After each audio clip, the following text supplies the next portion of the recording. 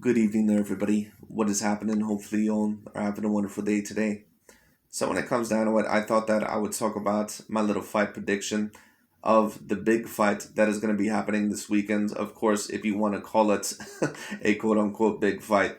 But I guess, in a way, whether you think all in all that this fight has a lot of meaning or not, but in a way, it somewhat does have some big meaning. It is somewhat of a big fight. And the reason why I call it a big fight is not necessarily because I think that the competitors within this fight that they're really going to challenge for a future world title, or at least one of the official world titles. But it's still a very big fight because in terms of a monetary perspective and in terms of getting the attention from a certain amount of boxing fans, it is overall going to be a very interesting watch. And I overall more than likely am going to watch it. We'll see all in all what happens. Maybe if it's too expensive for pay-per-view, maybe I won't get it. I'm not necessarily sure. But we'll see all in all what happens. But anyways, when it comes down to it, I just thought that I would talk about my fight breakdown and my fight prediction. The fight that is happening this weekend, the fight that many people wanted many, many years ago. And of course, that basically is the Battle of Britain for the 147-pound division. And of course, between these two competitors, it is Amir Khan and Mr. Kell Brook. And the big question, of course, is who is going to win this fight because neither fighter at this point in time in their career are really at the best point in time in their career. If you're asking me personally, all in all, who I would have picked several years ago had they both been best at the best point in their careers, I think that more than likely I would have picked Kell Brook, and I don't even think that it would have been a question. It's not that Amir Khan is a bad fighter, but Amir Khan, in my opinion, I think that in terms of his boxing ability and in terms of his boxing craft, I don't think that he really ever was an A-grade skilled fighter. Or if he was an A-grade skilled fighter, he only was an A-minus fighter. And the reason why I say that is because Amir Khan, there's a reason why he's almost lost every single big fight in his career. The man not only got knocked out by Canelo Alvarez, but he also got knocked out by Danny Garcia. At one point in time, also got knocked out by Breeders Prescott. He got beat by Terrence Bud Crawford. Basically, Amir Khan, every single big fight that he's been in, he pretty much has lost. It is what it is. It's no offense against Amir Khan. Amir Khan, a very long time ago, actually did used to be one of my favorite watches. It's not that he's not a bad fighter. I do think, all in all, that he will make the Boxing Hall of Fame. He was, I believe, a multiple-time champion throughout his career, or at least a champion at one point in time. And he did do decently in the 140-pound division and also did somewhat decent in the 147-pound division as well.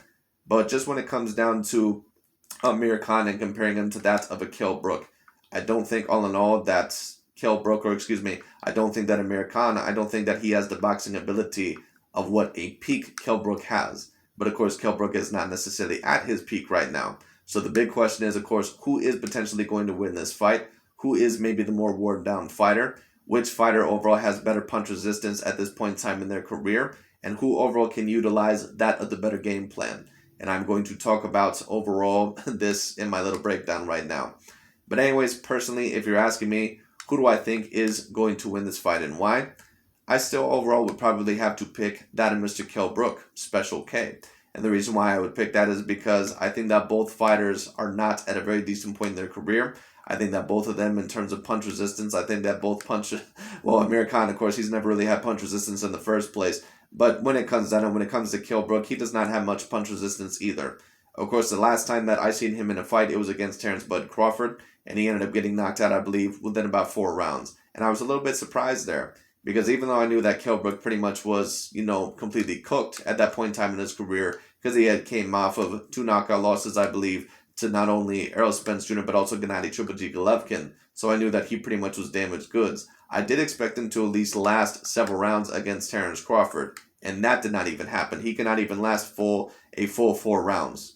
Now, give credit to Terrence Bud Crawford to a certain degree. I don't think that Kell Brook necessarily was an A-grade fighter at that point in time in his career. But the fact that Terrence Crawford was unexpectedly able to just knock him out and completely bulldoze him, or at least in that 4th round, and stop him, it does show you overall the level of power and the level of skill that Terrence Bud Crawford has. Now, the big question is this. Is Kell Brook's punch resistance overall going to be bad enough to the point to where if Amir Khan hits him early enough, or if he gets off certain combinations, can he knock down Kell Brook early? Can he get to him early? Can he possibly hurt him early and maybe get an early lead in the fight? And then maybe will that cause Kell Brook to get a little bit over emotional or tense and angry when it comes down it? And then maybe will that cause him to maybe get stopped a little bit later on in the fight? It could. We'll see all in all what happens.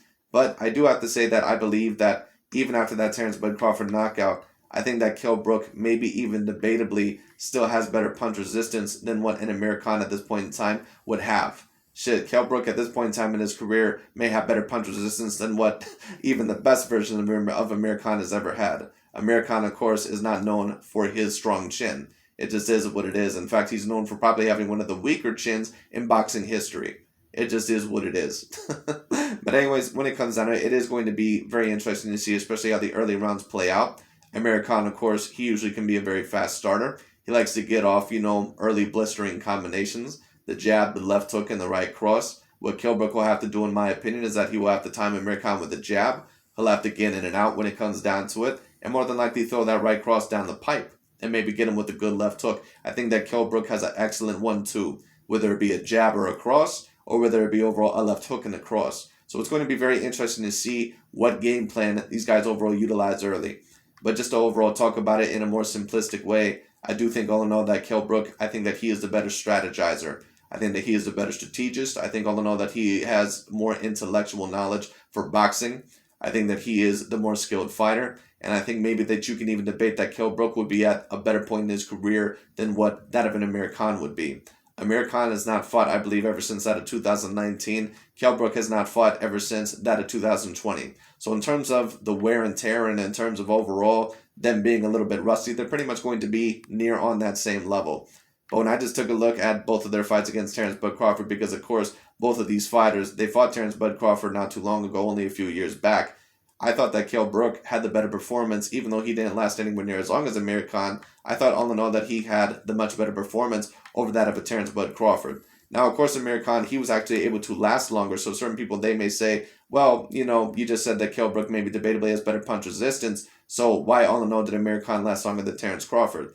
Because I think that Kell Brook, that he was really trying to get in the zone of that of a Terrence Bud Crawford, but when you start to get towards Amir Khan, once you really start to hit him with counters, he kind of starts to go on the back foot a little bit when it comes down to it, and he kind of starts to retreat.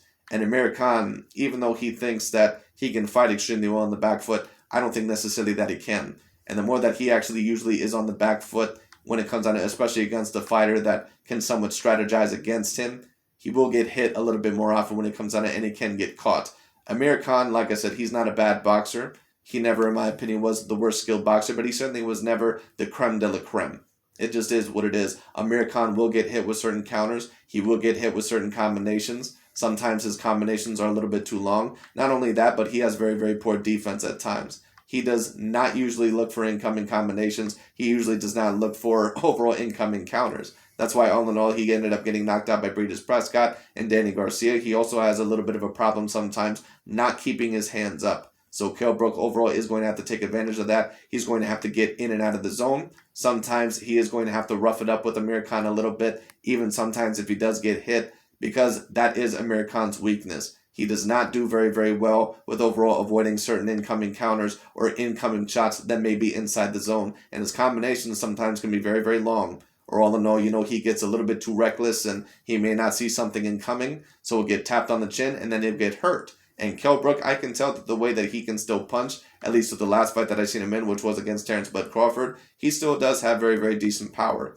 I think that Amir Khan has very decent power as well, but I think that Kell Brook, even at this point in time in his career, even if he is weight drained a little bit, I think that he's going to have better power than what Amir Khan is going to have. So in this fight, I'm going to predict more than likely that Kell Brook wins this fight, but it is truly a 50-50 fight. Because we'll see all in all where Kell Brook's punch resistance is at this point in time in his career.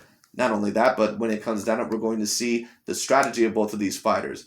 I could easily see either or winning. The reason being is because even though I think Kell Brook is the better technician and I think that he beats Amir Khan in almost every single category, it's going to be interesting to see how emotional Kell Brook is in this fight. It does seem like maybe Amir Khan has slightly gotten in his head a little bit or frustrated him. Not only that, but it's going to be very interesting to see how Kell Brook's punch resistance really is. Because Amir Khan, what I'll give him credit for is this. He does have very fast hands, even though I think the partial reason for that is because sometimes he doesn't always throw the crispest punches, and on top of that, he likes to keep his hands down a lot, which will sacrifice his defense when it comes down to it. He has very poor defense at times, and when it comes down to it, like I said, it's going to be very interesting to see where Kell Brook's punch resistance is. But I am going to go with Kell Brook in this fight.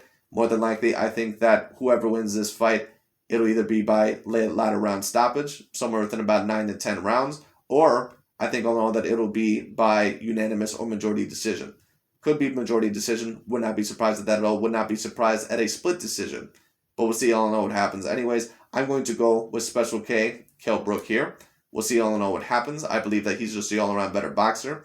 But this is a true 50-50 fight. It is going to be very interesting. But anyways, that's really about it for today. Thank you so much for watching. I'll talk to you all later.